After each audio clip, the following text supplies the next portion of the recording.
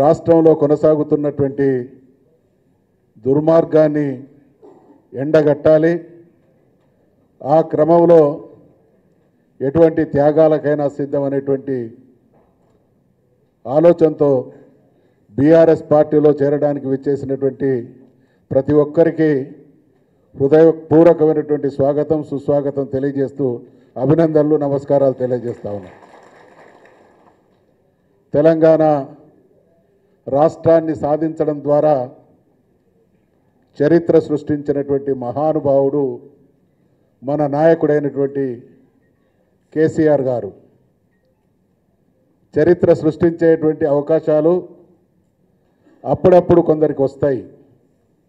నాకు సంపూర్ణమైనటువంటి విశ్వాసం ఉంది, త్వరలో గణపురం నియోజకవర్గం చరిత్ర సృష్టించబోతున్నది అనేటువంటి విషయాన్ని మీతో పాలు పంచుకుంటా ఉన్నాను. ఈరోజు రాష్ట్రంలో కొనసాగుతున్నటువంటి పాలనను మనమందరం ఒక రకంగా తెలంగాణ జాతి యావత్తు, తెలంగాణలో ఉన్నటువంటి 4 కోట్ల ప్రజలు ప్రతిరోజు ఏదో ఒక రకమైనటువంటి శిక్షణ అనుభవిస్తున్నటువంటి దుర్మార్గపు పాలన తెలంగాణలో కాంగ్రెస్ పార్టీ రూపేణ రేవంత్ రెడ్డి అనేటువంటి వారిని ఏ మాటతో సంబోధించాలో తెలియడం లేదు, కానీ ఇటువంటి దుర్మార్గ పాలన కొనసాగుతూ ఉన్నది.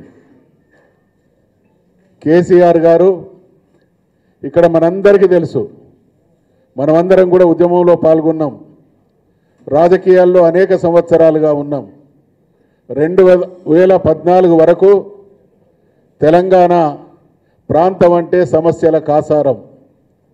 ఇక్కడ ప్రతిదీ సమస్యే, చివరికి బ్రతకడం కూడా సమస్య అయినటువంటి తెలంగాణను 14 సంవత్సరాలు అద్భుతమైనటువంటి పోరాటం చేసి తెలంగాణ రాష్ట్రాన్ని సాధించి ఈ దేశంలో సమస్యలు తక్కువ ఉన్నటువంటి రాష్ట్రం, సుభిక్షంగా తయారైనటువంటి రాష్ట్రం, ఆత్మవిశ్వాసంతో ప్రజలు బ్రతుకుతున్నటువంటి రాష్ట్రం, వలసలు పోయినటువంటి ప్రజలు మా గడ్డ వీధికి మేము తిరిగి వెళ్ళాలనేటువంటి నమ్మకాన్ని కలిగించినటువంటి రాష్ట్రం తెలంగాణ రాష్ట్రం అయితే, వీటన్నిటికీ కారకుడు మన నాయకుడైనటువంటి కేసీఆర్ అనేటువంటి విషయాన్ని ఈ సందర్భంగా మనవి చేస్తాము. 60 సంవత్సరాల దుర్మార్గం ఒకవైపు, 10 సంవత్సరాల స్వర్ణయుగం మరొక వైపు అయితే, తెలంగాణను ఆంధ్రతో కలిపి మన రాష్ట్రం ఏర్పడే నాటికి ఎటువంటి భయంకరమైనటువంటి పరిస్థితుల మధ్య తెలంగాణ జీవితం గడిచిందో మళ్ళీ 13-14 మాసాల కాలంలో కాంగ్రెస్ ప్రభుత్వం ఆ దుర్మార్గపు రోజుల్ని మళ్ళీ మన ముందు ఆవిష్కరిస్తున్నటువంటి పరిస్థితిని మనం చూస్తూ ఉన్నాం. అందుకనే ఎక్కడ చూసినా ప్రజల హాహాకారాలు, ప్రజల నిరసనలు, ప్రజల విమర్శలు, ప్రజల చీత్కారాలు, ఇటువంటి పరిస్థితి 15 మాసాల కాలంలో తెలంగాణలో కొనసాగితే ఆశాజనకమైనటువంటి పరిస్థితి. సుప్రీంకోర్టు ఈ మధ్యకాలంలో చేస్తున్నటువంటి వ్యాఖ్యలను చూస్తూ ఉన్నాం. ఈ పార్టీ ఫిరాయించినటువంటి ఎమ్మెల్యేల విషయంలో నిర్ణయం తీసుకోవాలనేటువంటి ఒత్తిడి ఆలోచన కోర్టు పరంగా వస్తున్నటువంటి క్రమంలో ఖచ్చితంగా గణపూర్ నియోజకవర్గానికి ఉప ఎన్నిక రావడం ఖాయం. చరిత్ర సృష్టించేటువంటి అవకాశం మీ ప్రాంతానికి మీకు రావడం ఖాయం అనేటువంటి విషయాన్ని కూడా మనవి చేస్తూ ఉన్నాం. ఈరోజు ఇద్దరు మోసగాళ్ళు, ఇద్దరు ద్రోహులు, ఇద్దరు దుర్మార్గులు.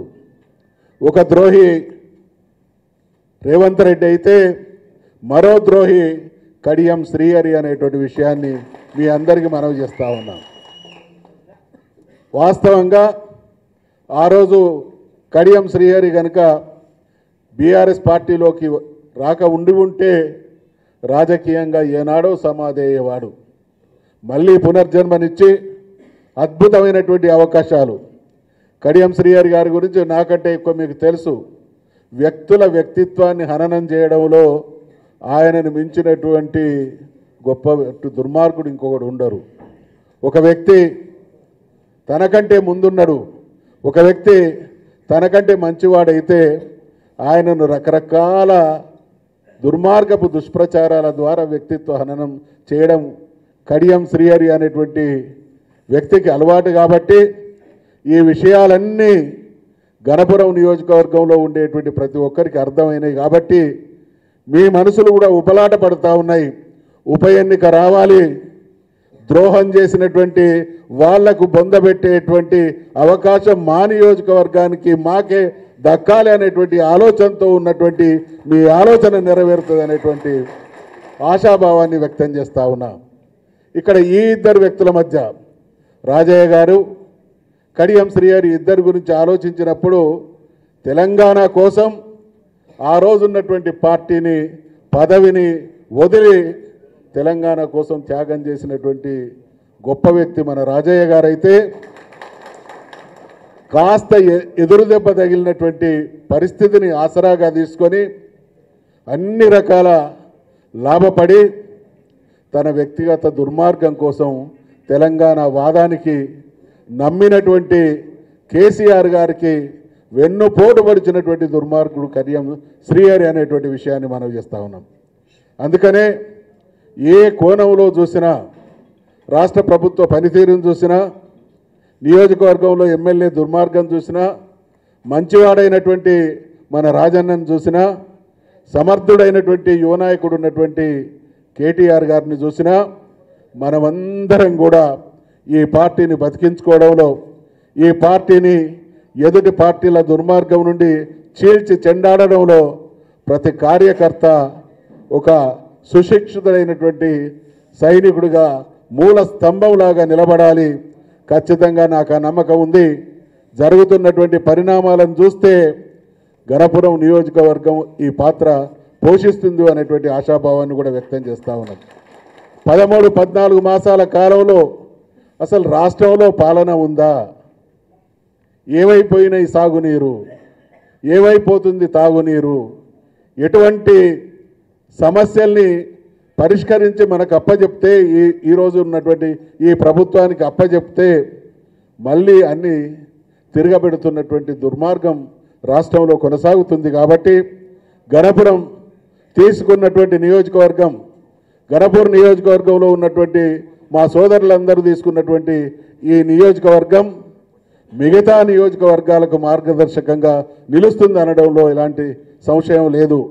అందుకనే ఒక చక్కటి నిర్ణయం తీసుకొని పరిణామాలన్నింటినీ గ్రహించి వ్యక్తిగత రాజకీయ జీవితం కాదు, మా ప్రాంతం, ఈ రాష్ట్రం, వీటి ప్రయోజనాలే మా ప్రయోజనం అనేటువంటి గొప్ప మనసుతో బీఆర్ఎస్ పార్టీలో చేరడానికి విచ్చేసినటువంటి ప్రతి ఒక్కరికి మరొక్కసారి నా వ్యక్తిగతమైనటువంటి స్వాగతం తెలియజేసుకుంటూ సెలవు తీసుకుంటా ఉన్నా. జై తెలంగాణ, జై కేసీఆర్.